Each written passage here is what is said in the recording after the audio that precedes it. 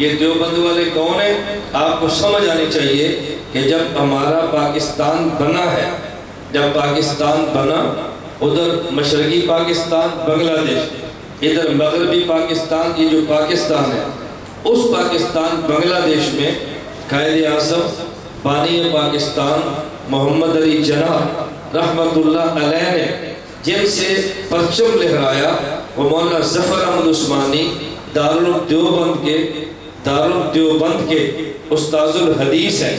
اور یہاں پاکستان میں جس شخص نے پاکستان کا پرچم لہرایا اور قائد اعظم محمد علی جناح کے فرمانے پہ لہرایا، مولانا شبیر احمد عثمانی دارالعلوم دیوبند کے شیخ التفسیر تھے۔ اور جب قائد اعظم محمد علی جناح رحمت اللہ علیہ کی وفات کا وقت آیا تو آپ نے وصیت فرمائی کہ جب میں فوت ہو جاؤں تو میرا جنازہ علامہ شبیر احمد عثمانی پڑھا۔